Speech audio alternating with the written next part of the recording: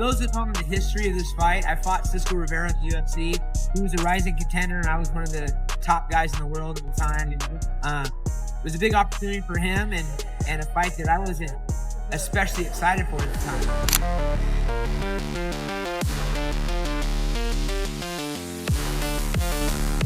It came out, was a very even first round, back and forth, and in the second round, we were going at it, and I ended up poking him in the eye and storming on him and choking him out. It wasn't an intentional eye poke. It all happened so quickly, and I was doing my job and got the W.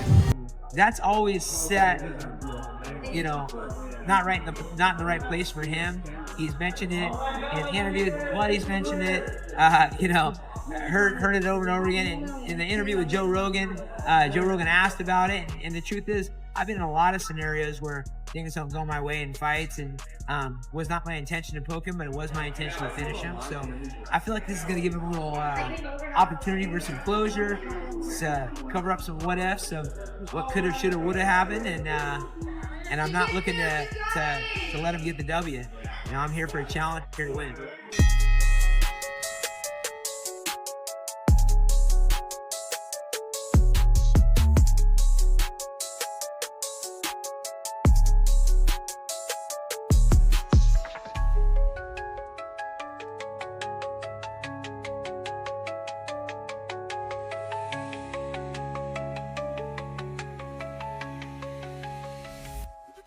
So I've got kind of a loose game plan, but the biggest thing I want to really try to do is I want to try to do most of this match with my eyes closed.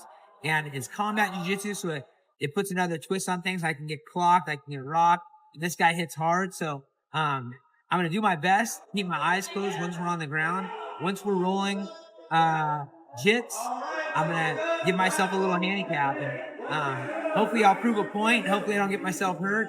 But the big thing is this being challenging and being an experience for me, and that'll make it extra special.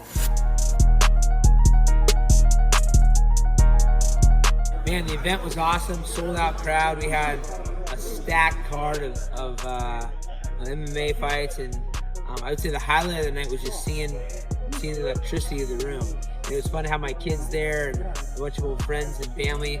But Sacramento in general is really getting behind A1 Combat, so love to see that. My favorite part for me was actually my walkout.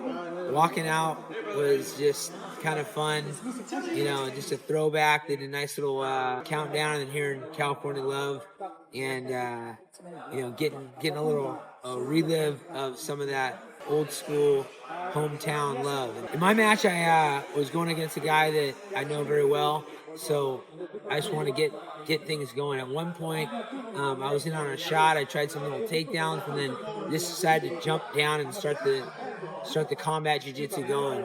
Because you can't smack, you can't do anything until you actually hit the ground. So I was in on a single and dropped, and we started to scramble, and ended up getting a lot of my positions that I work on. I got a cross body and then took the back. And I call it a No Country for Old Men from the movie No Country for Old Men. So it doesn't look like much. People probably are like, how come he's tapping? The No Country for Old Men is like a 10-finger choke on the jugular, and you pull straight into the back. So I'm not like sinking a rear naked choke. It's literally like pulling a rope around their neck, and so I'm pulling straight in. My arms are going straight back and in, and it's on the jugular and cuts off the air. So I got it from the back position where I'm pulling straight up and in, and then he rolls to his back, and I continue, and by that time he's out of oxygen. I think we're going to keep finding high-level competitors to do the combat jiu-jitsu. I know there's a lot of guys that want to get into that format. It's the best kind of jiu-jitsu. It's about being dangerous and staying safe, which is why you should do jiu-jitsu in the first place. I mean, we're literally talking about jiu-jitsu that is for battle. And so I want to do a couple of those matches and then keep building the California, West Coast, American talent on A1 Combat.